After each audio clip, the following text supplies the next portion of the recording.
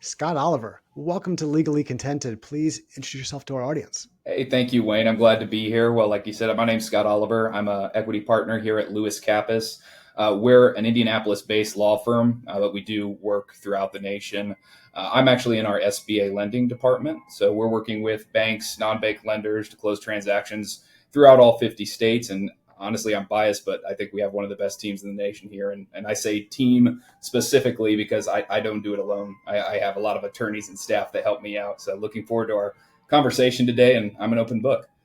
Scott, I appreciate you taking time to chat with us. The reason I asked you to join me is because you have a niche practice. You are in the Midwest. You are not in a glamorous coastal city. You're not at an AmLaw 10 law firm, and yet you've found success on LinkedIn and Twitter while operating in a niche practice in the Midwest city. So talk to me a little bit about your background, how you came to be where you are today, and how you found SBA as a actual legal practice that was interesting to you and that you thought you could grow.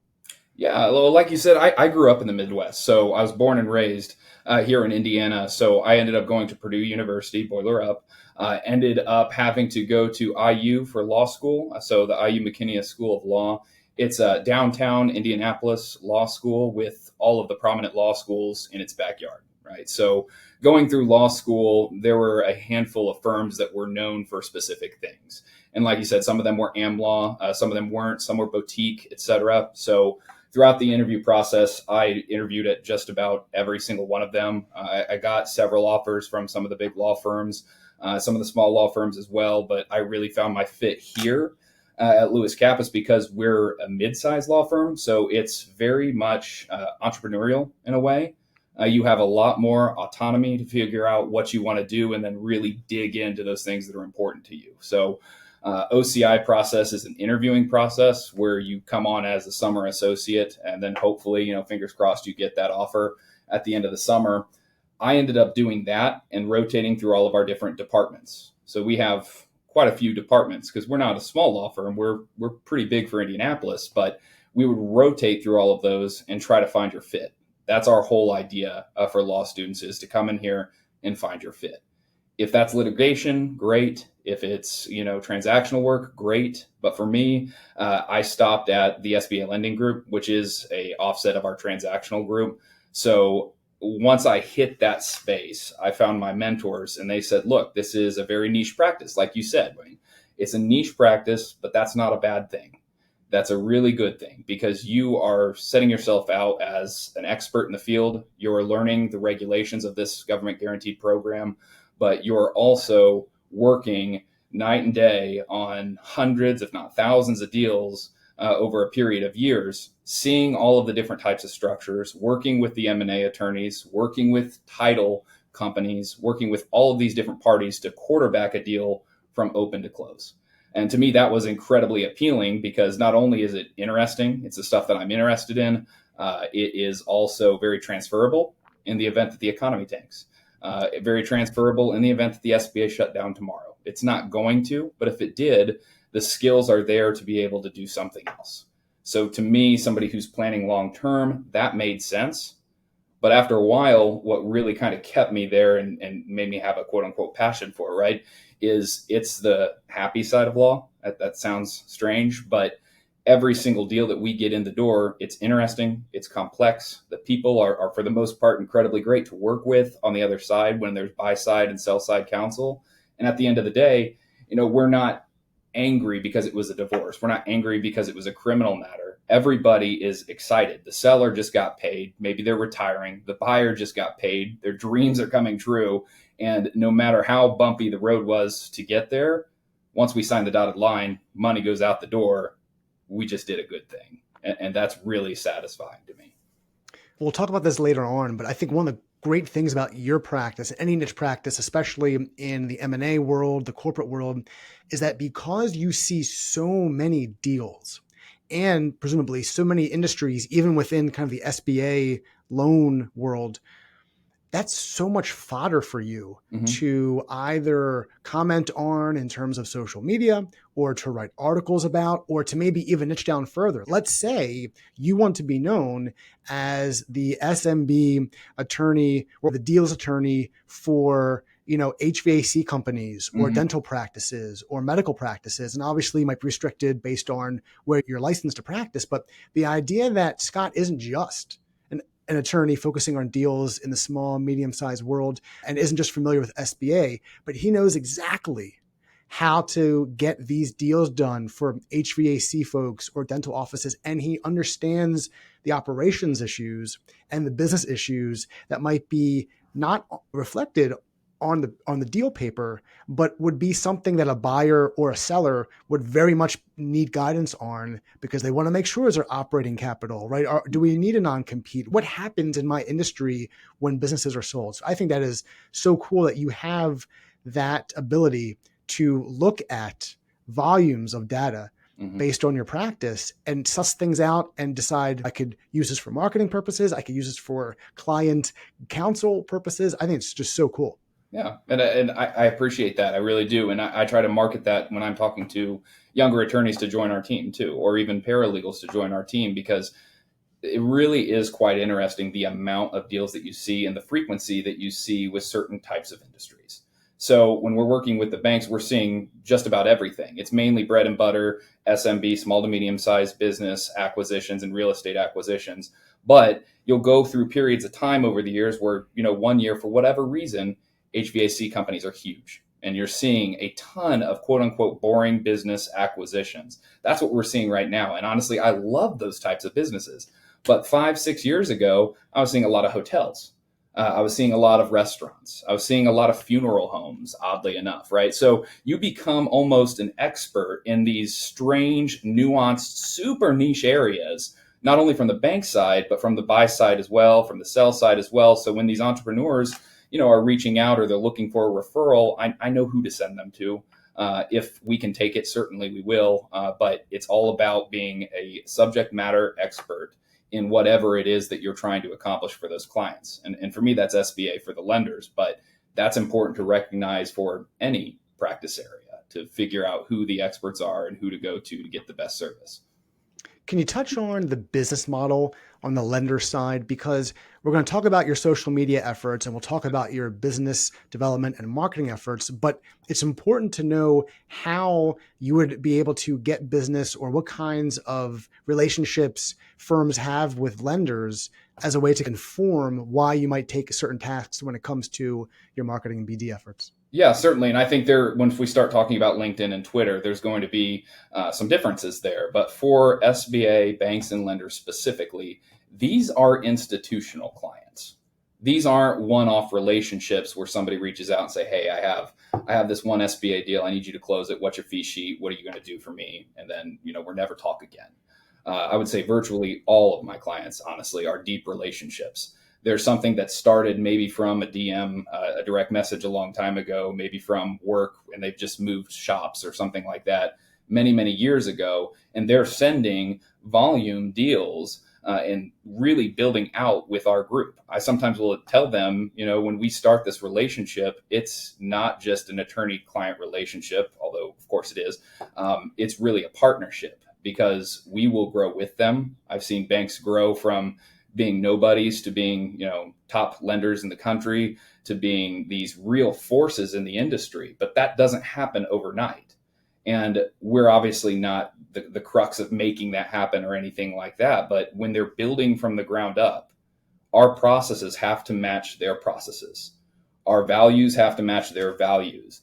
And our ideas of how and if they even want to scale that at the specific bank have to be aligned because we're working with them a lot on non-billable things. The billable work comes when those deals come in, and that could be 5 deals, 10 deals, 50 deals, 100 deals plus per year, just depending on the client. But in any event, it's a very long-term relationship with that specific institutional client.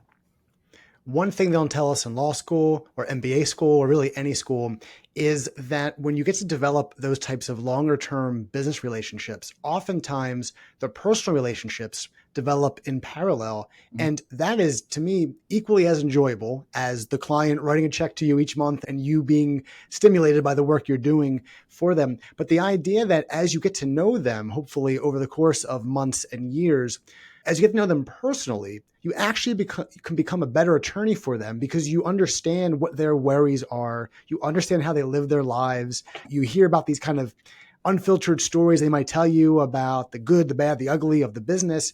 And then if you're listening closely, you can understand, okay, well, gee, they just mentioned that they really hate when their clients don't respond to them or don't acknowledge an email.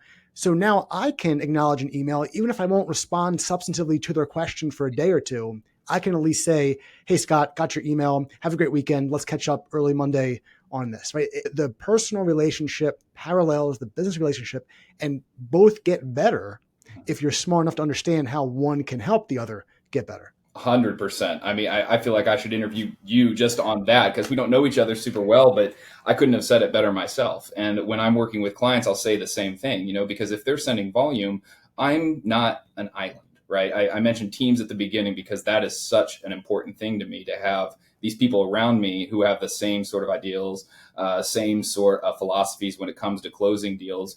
Because if I have a big bank that comes in and wants to send me volume business, yes, of course, I'm going to be working directly on a lot of those deals, but I'm also going to introduce you to my other colleagues, my SBA colleagues, my paralegals, who are absolutely critical on a smooth SBA process.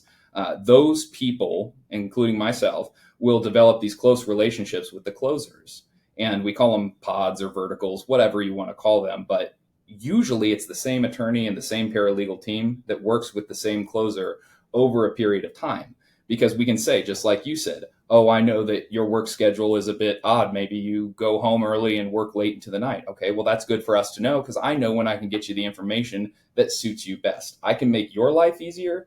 You can make my life easier. And in turn, we're providing excellent customer service for your customers. And if we're able to get their customers to come back to the bank and say, wow, your outside counsel was phenomenal. The closer was phenomenal. Underwriting was phenomenal. That's marketing for the bank. And if there's good marketing for the bank, that benefits everybody, right? So learning your client and the client learning you is, well, more important than just getting the client in the door. It's that long-term, that institutional nature that you talked about earlier. You mentioned at the outset that you're an equity partner. As far as I know, very few equity partners get to become equity partners without understanding marketing and business development and getting good results from their marketing and business development. Where in your career did you come to understand that lawyering at a firm like yours isn't just about putting your head down and doing legal work, but it's about developing relationships and bringing in business through marketing and business development? It was probably a long time ago. I'd say before law school, really just due to very good mentors who were in practice, who were saying those sort of things to me that would say, if you want to practice in private law, which was kind of always my goal, was to either run or work in a law firm. They say, work is the foundation. You have to be able to provide quality service. If you don't do that, you will not have clients, right? That's an understanding that's foundational. Past that, if you want to move up, if you want to scale a practice, you have to have people skills. You have to be able to build those relationships, because without that, you're only working on existing matters or somebody else's work. You have to be able to put those people in the seats. You have to be able to put the clients in the door, and then you have to be able to grow and sustain those relationships. That's, the key to scaling anything. So I think that's always been in the back of my mind, even throughout law school when I would meet with attorneys to try to get jobs, right? That was something that you did because you had to be a salesperson in a way. You had to go out and you had to develop relationships. It doesn't stop your first year as an associate, or it shouldn't, in my opinion. And it never stops when you're an equity partner or beyond. It's all about the relationships. The practice of law has eras. And you can kind of see, like, now we're in an era where legal technology is coming in. We've got social media everywhere, empowering attorneys to bring in business, whether they are partners at PI firms or they could be mid-level associates at corporate firms, but they have outlets to bring in business and perhaps disrupt the totem pole. When you've got a mid-level associate who becomes a rainmaker, all of a sudden the equity partners are like, wait, that doesn't compute. And like the math doesn't work out and the promotion doesn't work out. They're not used to that. When I came out of law school, this was 2009, this was Great Recession. So in a number of ways, the legal industry was different, but it was very much the sense that I got and my friends from law school got when working at a large law firm was put your head down, bill your hours, do your work. Don't even think about bringing in clients. Your goal is to bill your time because there are people who are just like you who are now out on the street because they got deferred or they got laid off because of the economy. And as we saw during COVID with the pendulum swing toward associate power, and now it's probably swinging back toward partners, it's interesting how entrepreneurship still is not something that many lawyers own, that they are willing to engage with and think about, and even income partners who literally know what it takes to get to an equity partnership position, and that level of prestige and financial rewards still do not want to take those steps to go on social media beyond copy and pasting a link to a Law 360 article they wrote. So it's amazing to me. Do you find, you mentioned that your firm is entrepreneurial.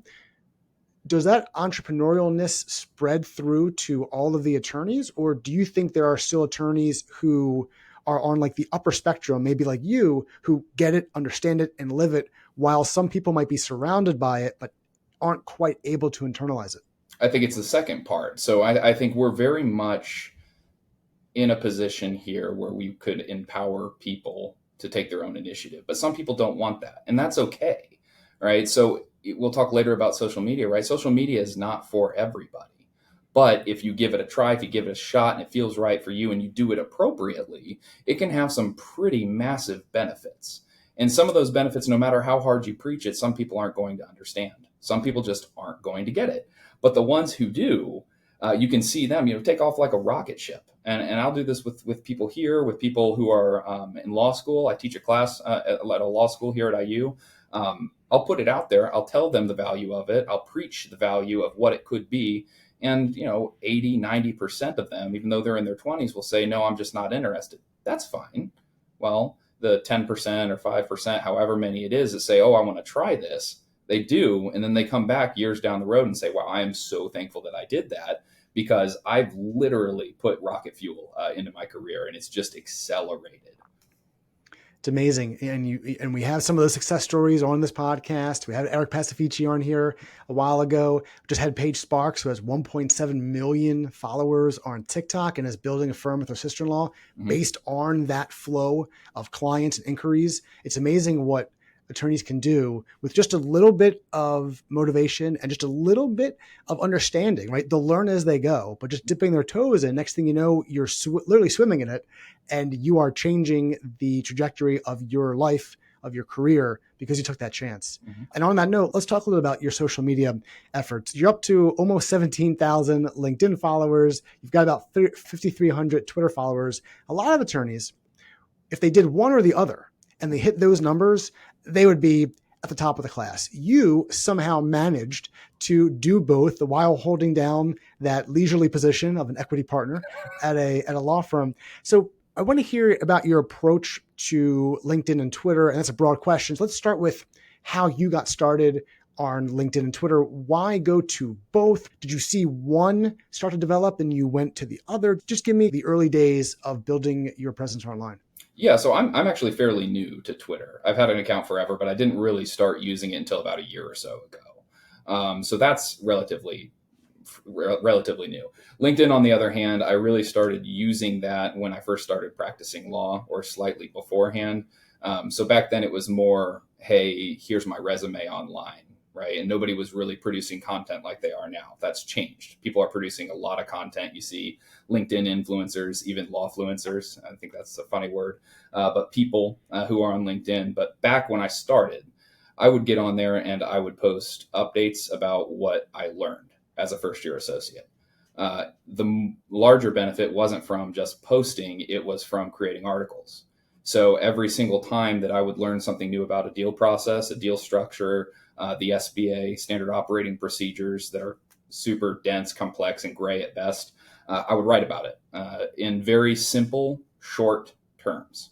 So I'd have clients who say, okay, well, what is an EPCOC transaction? Okay, I won't bore you with the details of what that is, but it's a complex structure, I suppose, under SBA regulations. And I would explain it to them and they'd say, well, tell me that and pretend that I am a 6-year-old. Okay. And so I would do that. And by doing that, I learned. When I would write it down in the article on LinkedIn, I would find everybody under the sun who's in the SBA industry on LinkedIn who was, 20 to 30-year-old, just starting out. And I would send them the article along with a copy paste introduction about myself, what I'm trying to build and what I'm trying to do, and say, hey, are you interested in connecting more? I sent that probably to no less than 500, young up and coming SBA people in the industry. And of those 500, I don't have a number, but several of them reached back and we've been very close ever since, but I would continue to send them updates. So as I learned, they learned. As I had something come down the pipeline that was interesting, they got that. We weren't attorney and clients. We were just friends. We were colleagues, right? So I would send that to them over time. And after a while, they'd start moving up the chain in their organization. They'd say, hey, I know this guy, Scott Oliver. He does SBA work. He has a whole team that's been doing it for 20 plus years at his firm. They're not really active in marketing. We're not. There are some firms that actively market their SBA practice. We don't. But that would get to the higher ups at those banks. And all of a sudden, I'd have the higher ups talking to some second year associate saying, oh, well, tell me more about what you do. Tell me more about what you're trying to build. Tell me more about what your firm does. Who is your mentor? How do they kind of come into the mix? If I'm talking to you, am I talking to a partner? Am I talking to an associate? All of those types of conversations would lead to relationships. And over time, that kind of went to the wayside and articles became less popular on LinkedIn, as you probably know, when I said, well, nobody's really paying attention to these articles. I have all these people in my pocket now who I can talk to. What's next? So I started kind of putting out more relatable content, I suppose. So less substance, more just life experiences on LinkedIn. And it was probably one of the first few attorneys to start doing that, along with some others who you've probably had on your show, actually. And that kind of caught on. And it wasn't necessarily getting the attention of clients at that point. It was more other attorneys, more senior attorneys, or even more junior attorneys, or people who were interested in law. And we started, talking to each other, building those relationships. And over time, clients, once we had them in the door from, those first initial conversations, started saying, hey, this is, a person. It's not just somebody who's working on my deals. There's the quality work, but they have these experiences as well. And I think that's relatable. And that's served me well since then. Now it's more, it's not, I wouldn't say fun, although I enjoy it. It's more just what is something that's happening in the industry or in the legal profession that I can put out there and give a voice to somebody who might not want to or feel that they can't say online, because some people can't. I try to share that with people. You make a good point, perhaps unintentionally, about your general philosophy here, which is that so many law firms, whether they are personal injury, direct-to-consumer type firms or large corporate firms, they always want to connect an ROI to their marketing and business development efforts. If I take Scott out to this ball game, or if I sponsor Scott's golf charity event, or I sponsor his company's program or conference, do we get business from that? And if so, what's the percentage versus what we spent? Is it 3-to-1, 5-to-1? And in our professional rush to find an ROI, sometimes we lose track of the power of relationships and how they snowball and compound. And a relationship that may have started 3 years ago, it might take some time to bear fruit, but when it does, it could bear fruit that makes a 1-to-1 ROI or 2-to-1 ROI look ridiculous, right? Because now you had one dinner with someone, or you connect with them on LinkedIn, and they are sending you a steady stream of referrals, and they're bringing you on to their conference, or they're putting you on as a co-author to an article that's going to go to exactly your key target audience. We're always in a rush to try and get a return on investment. And I think sometimes you have to just let humans be humans. Let's just network. Let's just talk and see where our common ground is. Maybe grab a coffee or a beer and stay in touch.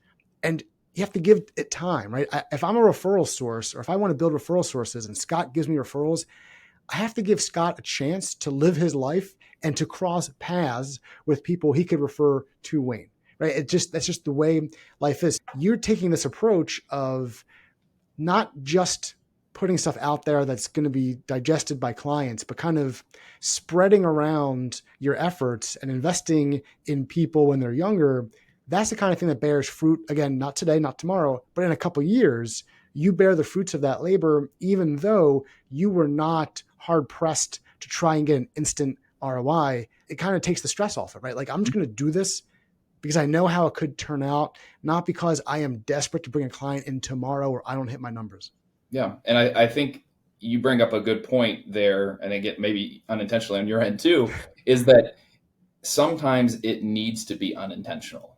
Relationships don't always have to be intentional. Like, is there a point in your career, or are there times when you're supposed to be strategic and, doing something because you expect some sort of ROI? Certainly, right? If you're looking at, investing in a company, if you're looking at investing in anything really, you want to have something come back to you. But when it comes to investing in people, at least I've found over the years that when I'm trying hard to get business, it usually, it works sometimes, but other times it just feels rehearsed. It feels kind of slimy. The times that I've found that I've been able to get the business in the doors, not even trying. It's a really good discussion point with the first year stuff that I was doing. I wasn't trying to get business at that time. I was trying to relate to other people who were my age who were struggling, whether it was at law or at these big banks or lenders, and just saying, hey, I can't take you on as a client, but I want to talk to you. And that was cathartic for me. But it turns out later down the road, it was a pretty good idea. In hindsight, it was very good of me to be doing that at that time, even though I wasn't trying to get something out of it. Some people tell you that if you're not embarrassed by the things you say and the things you do in terms of your marketing from a year ago or 2 years ago, that means that you haven't grown much. And I'm happy to say that I've grown a lot, because when I look back at some of my emails, cold emails, especially when I first launched my company in 2016, I cringe now, because you could almost smell the desperation. I just left Deckert. I am in a different field than where I was practicing at that firm, and I needed clients. I don't have any income. I got to bring clients in. And it's such a hard sell when you are more junior in your business and you are trying to learn this whole idea of entrepreneurship and marketing and business development. And I compare that to now, where I'm fortunate enough in many instances where I'm not going to press the clients hard. Sure. Here's what I do. Here are my fees. This seems like on paper a good fit, but if we're not, for one reason or another, that's fine. If I can't help you, I could probably send you someone who might be a little bit cheaper, might be a little bit more up your alley. That changes the perspective, right? I think people don't want to be sold. They like to buy. They want to be sold to on their terms. And if that's going through YouTube videos that you're publishing, articles you've written, they like the self-service model. We all do. And I think it's helpful that the networking helps. This might sound strange, but it helps kind of masquerade the selling, because it doesn't feel like selling. Mm-hmm. And it's like long-term selling. It's not short-term selling. So it makes it go down smoother for everyone if it doesn't feel like Scott is out there with his fangs out, holding a retainer agreement, trying to get me to sign this damn thing while we're having our first beer or our first coffee together. Yeah. A lot of it has to do with visibility too. If we're just talking strictly social media, sometimes it matters what you put out there, and there are tricks, tips, all of those sort of things we can get into, but just interacting in the space, whether it's actually creating the content, which I think is important, or just liking somebody in the industry, their post, or contributing somehow in the comments section, because the more that your name pops up, you become a little bit more recognized. So that barrier to entry, in the event that you do need to make the ask for somebody to put pen to paper in the future, it's a whole lot easier. They know you, they know what you're about, they might know your philosophies on certain things, they might know what your niche practice areas are, and it becomes a lot easier, especially when we're in an industry where there are so many people to choose from who can do the exact same thing as you can. How can you differentiate yourself in the marketplace? And what benefits can you bring to the table aside from, again, that foundation? I don't want to underemphasize it, the quality work in the space. That's still so critically important, but there's something more, or at least there should be, if you plan to kind of get ahead of everybody else and provide something a bit different. One of the great things about content, especially social media content that might have a little bit of a personal edge to it, is that, to your point, there might be 5, 6 other attorneys doing exactly what you are doing and marketing to the exact same clients that you eventually want. But if you are connecting with your prospective clients and referral sources through content in a way that's personal and not just the substantive legal or business, that's a big deal. And I give the example all the time of corporate defense attorneys. Let's say they are attorneys who do white collar or securities litigation, or otherwise always facing off against plaintiffs' attorneys. If you know you're talking to insurance companies and general counsel of large corporations often sued by aggressive plaintiffs' attorneys, well, you might be able to take some pot shots at plaintiffs' attorneys, not to fame them, not drop expletives, but you might be able to use coded language about aggressive, about profit focused in a way that the readers of your content who are in those positions go, yeah, Scott knows exactly what we're talking about. We deal with this all the time. You can lean into the attitudes that you think your clients are going to have and your referral sources will have, because that shows them that you see the world the way that they see the world, right? It's not just that Scott is a good attorney who could help us with this litigation. It's that he knows that plaintiff attorneys or whoever, they're going to try to play these tricks, or they're going to try and do X or Y and Z, and he knows that he's prepared for it. You signal that through dropping in little notes about how you see the world, either professionally or, of course, with kids and travel and your hobbies. That's a great way to connect. It's like magic when you find people who do the same things that you do personally outside the office. It covers so much ground that you would need multiple conversations to cover, but it's an instant bond. Once people see, oh yes, Scott likes to camp or likes to fish or do X, Y, and Z with his kids, it's a whole different ballgame when you inject just a little bit of that personal content that you might not do if you're writing a Law 360 article or you are publishing some law review article. Yeah, exactly. How do you come up with the topics that you cover on social media? Because on one hand, you post frequently. On the other hand, you post a variety of content. So where do you compile this content? Do you have the Notes app in your phone? Do you have a pad of paper by your bedside like all great comedians do? How are you recording these thoughts, and how are you deciding, gee, I want to talk about professional development today, maybe SBA loans tomorrow? Tell me about your process for compiling and actually creating the content. Yeah, so I do have the Notes app on my phone, and if you looked at it, you'd probably laugh or make fun of me for the typos. I'm not sure, but I do put ideas in there whenever something pops into my head. And normally, it's when I'm doing a cool down from a workout, walking on a treadmill. That's kind of my thing. I get up super early in the morning, and that's what I do for myself. I work out, and I always at the end will take 30 minutes to just walk, and just kind of clear my head or unclear my head, I suppose, and think about things and write them down. But that's when it's just a bunch of drafts. It's just a bunch of thoughts that I just want to get on paper. Then I'll usually have 3 different buckets that I think of, and that's mostly SBA lending, law firm, mainly private law experiences, and then also third client services. So those are the 3 things that really, if you took all of my content from the last 4 to 5 years or so, it probably falls in one of those 3 buckets.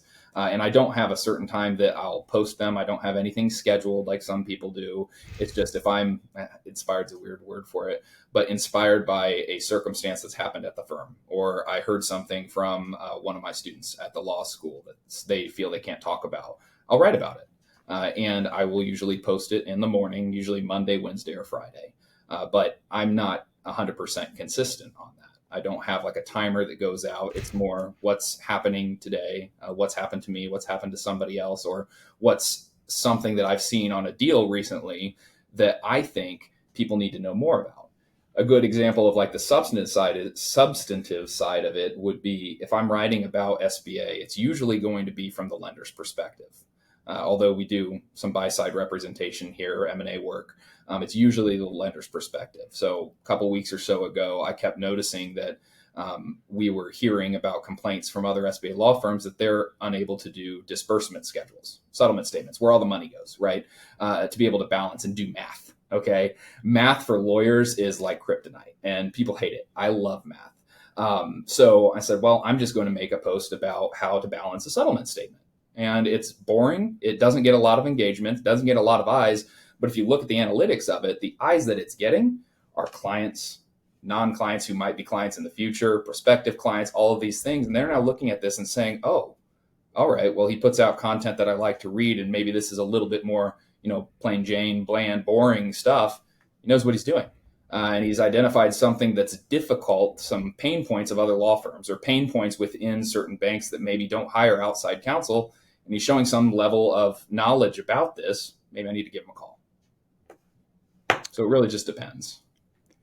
Did you have any issue getting approval to post as frequently as you do, to have as large of a presence? That sounds ridiculous, but many law firms, and I'm sure your firm has some sort of social media policy. Many firms have social media policies. Some firms don't. And for example, Lisa Stam, who is a former Baker McKenzie attorney who I had on the podcast a while ago, she's based in Canada. She started blogging in the late aughts. Baker McKenzie at the time did not have a policy and actually told her to blog under her own name apart from the firm. Mm-hmm. That was helpful to her because when she left the firm, she took the blog with her and there was no messy divorce because the firm said, this is yours. Yeah. So firms do sometimes have funny approaches to getting their attorneys to quote unquote behave when they are marketing online. Did you, I assume you don't now, given your lofty position as an equity partner, but before as an associate, did you have to jump over any hurdles to be able to get out there? Did anyone pull you aside and say, hey, Scott, like maybe you should tone it down a bit? No, I actually didn't. And I have a lot of friends at some larger named law firms that have found that there are actually policies that say you can't post on LinkedIn or you can't talk about this or you can't do it under the firm's name. I never received that.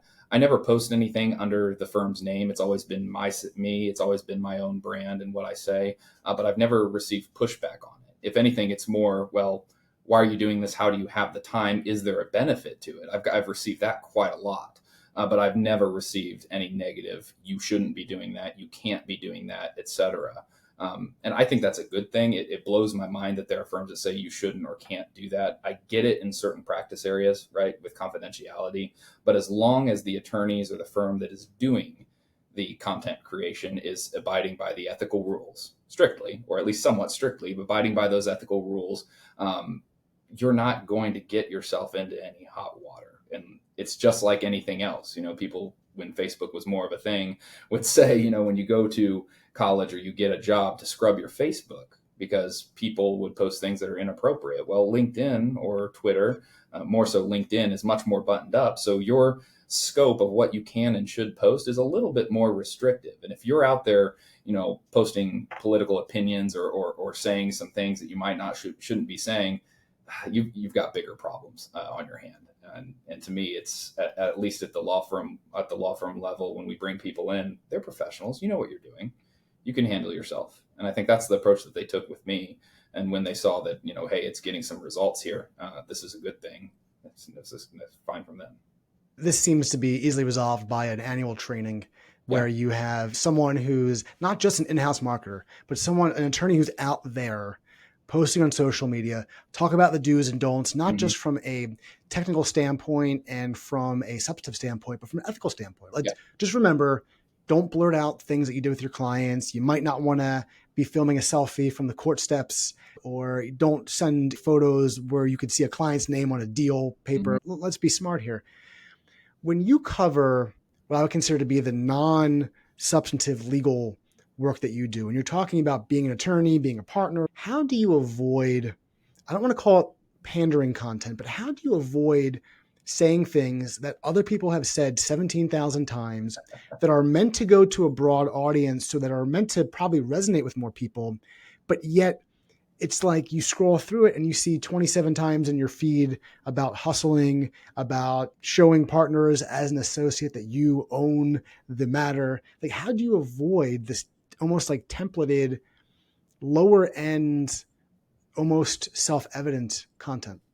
It's because I usually do it based off experiences. If I'm posting something, it's probably happened recently. And I'll even do that sometimes. I'll go to an associate that I've talked to and I said, oh, well, that's an interesting problem. Do you mind if I talk about it? Do you mind if I talk about it online? I won't say your name, but let me talk about it. And I'll say, yeah. So usually if I'm writing to one person, or I'm writing to a class, or I'm writing to a group of people. And I find that if you have the target, you wouldn't even call it your target audience. If you have somebody that you're speaking to, even if it's one person, there is another person or another 100 or another 1,000 people who are wanting to hear what you're going to say. So it's not looking at others' content and saying, oh, how can I say that in my own words? It's saying, well, something unique has happened to me, or I have a thought about something. Here's what it is, and I'm going to put it on paper. Normally that is authentic because it is authentic. That's really all there is to it on that piece. You mentioned about the ideation early in the morning. I'm a 5 a.m. waker upper because I go to the gym at about 5:30. So I'm obnoxious like that, and I'm not afraid to say it. Perhaps you are equally obnoxious and happy to talk about the early time you wake up to go to the gym. You're not teeing up your content. You mentioned you're not scheduling it. So how are you able to like rip yourself out of the day-to-day craziness that is either life in terms of in the office with clients or life outside the office with family and friends? Do you harden off time? Are you going to be posting? How do you balance the craziness of what you're doing for a living with the need to publish on social media at certain times? It's because I'm very regimented about it. I actually will not, I won't say will not, because you look back and find some, right, that are published at different times. But 99.9% of the time, the only time that I'm publishing is when I've went to the gym. I've had that idea while I'm walking during that 30 minutes, and I publish it that morning. I don't really do too much on social media during the day unless it's Twitter, or unless it's just commenting on somebody's content or trying to further along some sort of conversation that I think is important. So from a time consuming perspective, social media for me, it's not time consuming at all.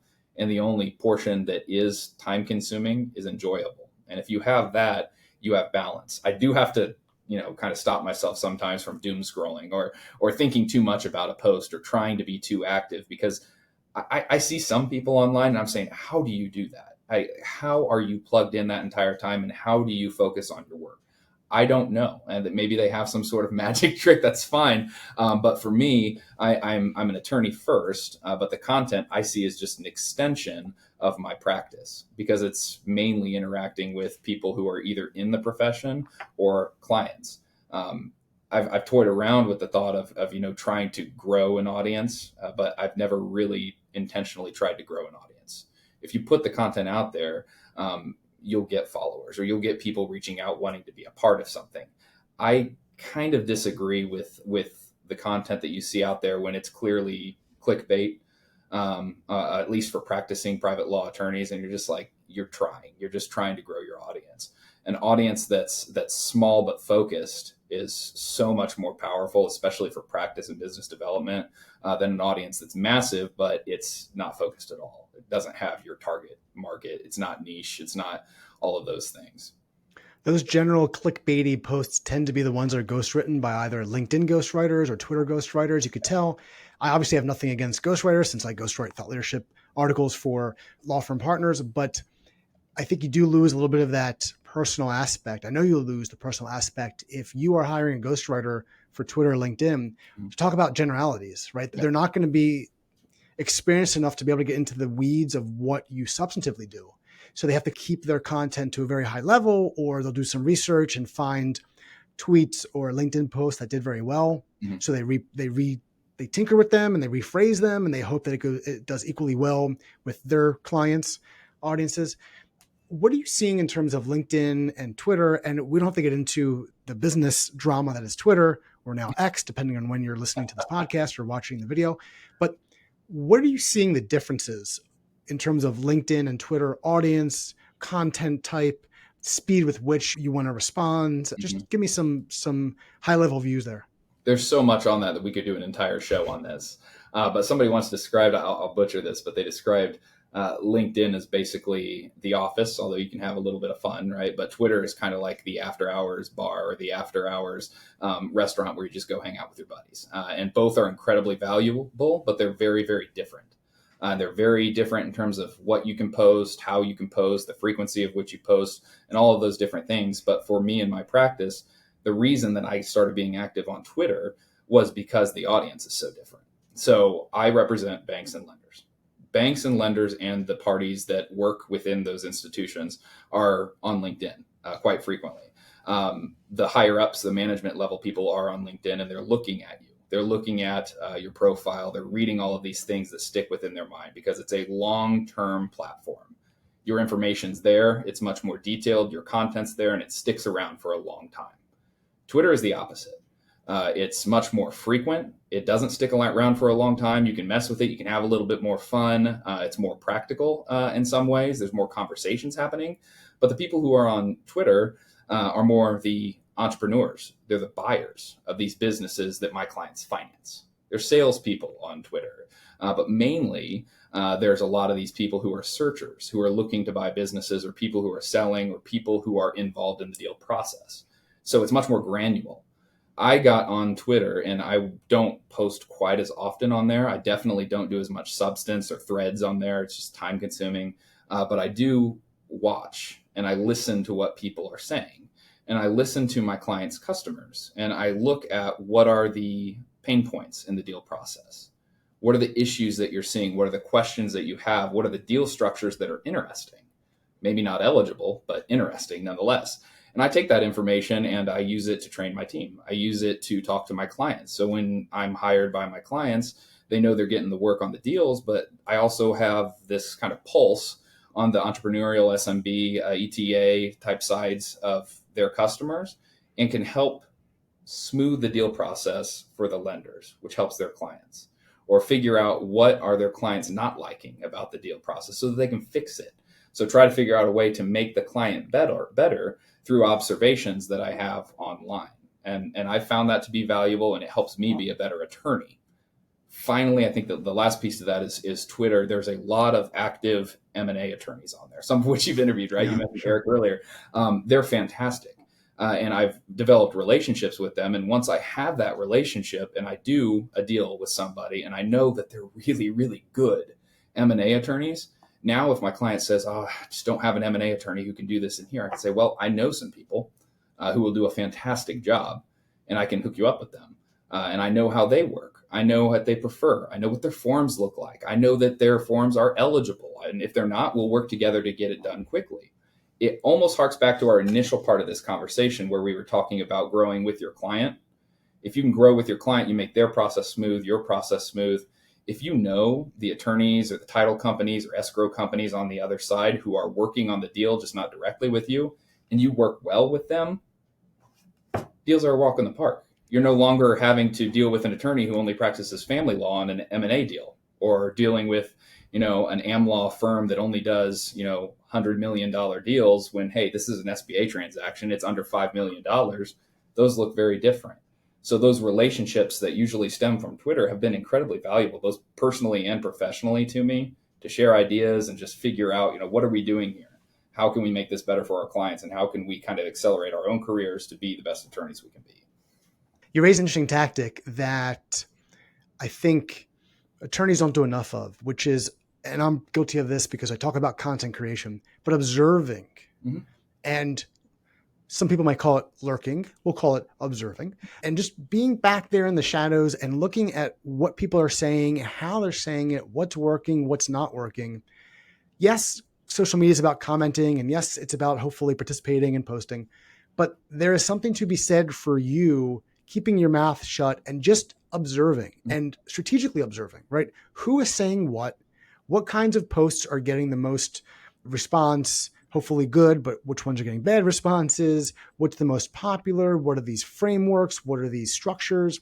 And learning, because in a way, anything that someone tells you in a presentation about social media trends today is going to be out of date probably within 30 days, maybe even 50 days. Maybe you have 60 days, but things are always changing on social media. There's always trends. And the best thing you can do is to look at your phone, not doom scroll, but to say, I'm going to take 10 minutes and I'm going to, maybe I'll comment, maybe I'll retweet, or maybe I'll repost on LinkedIn. But my goal here is just to absorb and soak it in. Then I'm going to put it down and think about this and let kind of my brain work in the background and come up with ideas. But so often you could learn by just watching. Mm-hmm. And no one has a monopoly on great content. No one has a monopoly on building their social media presence. They learn by doing as well, right? The posts that someone with 1,000 followers has today is going to be different than the posts they publish when they have 2,000, 5,000, 15,000.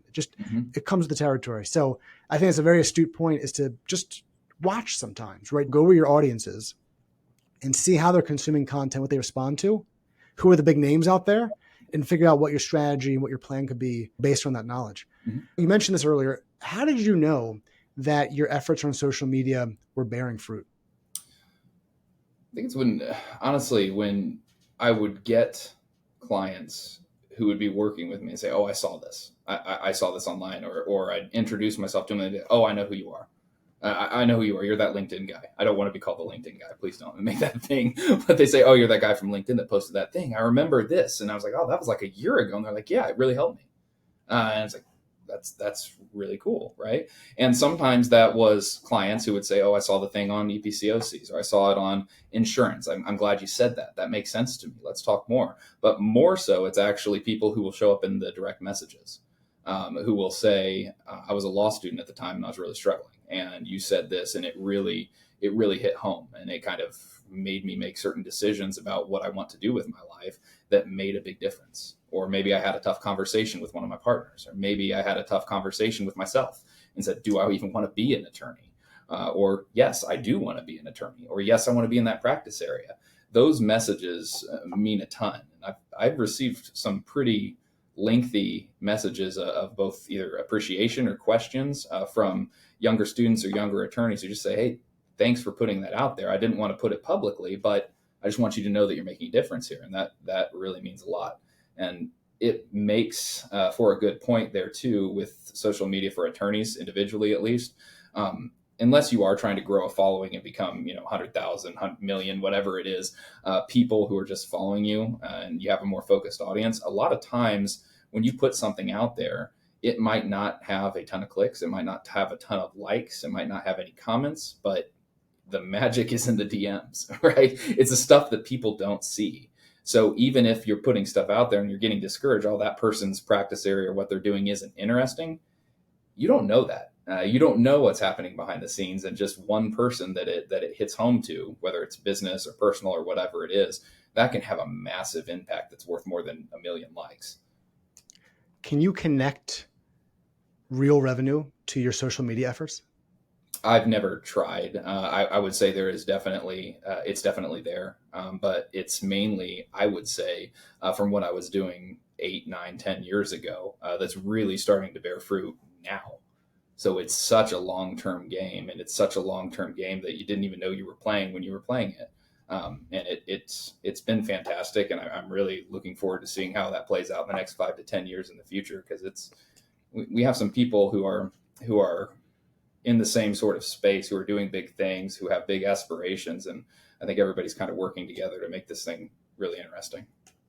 Well, as we start to wrap up, I wanted to ask you advice for attorneys who want to dip their toes into social media, who still aren't on there actively, but they know they should be. You gave a little bit of that with your most recent answer. So I want to give you a little bit of a curveball. What do you think social media marketing for lawyers is going to look like over the next few years? Where do you think the nature of content, the nature of information being shared is going, given what you're seeing in technology, what you're seeing in the practice of law?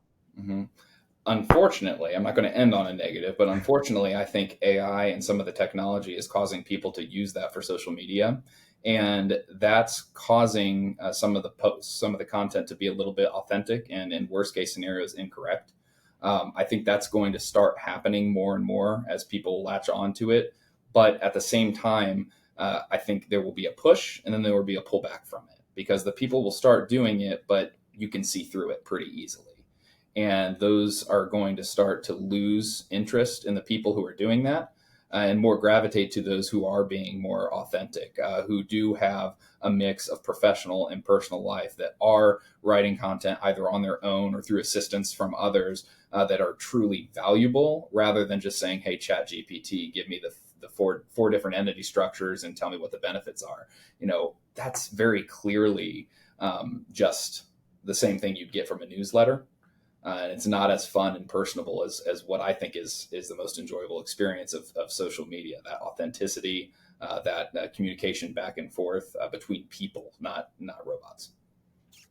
As I said in numerous venues, credibility is the new authority when it comes to AI created content, which is to say that if attorneys are putting out content that is spot on to what their clients are looking for and goes right to what their target audiences want to learn about, slowly those firms will be able to hopefully pull those people away from Google, away from AI, because right now AI is not giving you, or most AI is not giving you citations. When you ask it a question regarding an area of law or a business issue, it's not giving you any indication of where the information came from. Compare that to Google. When you're on Google, you can see the links and, oh, well, this law firm is number 2 on the results. I know they're good. I know that I can trust them. I'm going to go to them and click that article. So attorneys in a way have to understand that AI might pull people away from their sites and give them the answers. Thus, I think there's opportunities for law firms to really be the go-to firm for, let's say, SBA related legal issues and business issues. But from a content perspective, right, we are going to build a content center, videos, podcasts. We're going to be where SBA lenders go. Because if they rely on the internet in terms of AI or Google, they're not going to get the best quality stuff. We have it. We need to create it and make sure everyone in the industry knows that we are the people to come to for our content regarding the issues that our clients care about, whether they're legal issues or business issues. Scott, thanks so much for joining me on the podcast, giving us all of your insights and tips. Where can people go to learn more about you? Yeah, so the best place to find me is probably LinkedIn. So it's just Scott Oliver on LinkedIn. Then my handle on Twitter is SAOliver_ATTY, ATTY like attorney, or our website, lewiskappes.com. And for the sanity of our listeners or viewers, I'll put your Twitter handle and your LinkedIn handle in the notes below so they can easily find it. Scott, thanks again for your time, and I'll be seeing you on LinkedIn, Twitter, or some other social media platform. Sounds good. Thank you.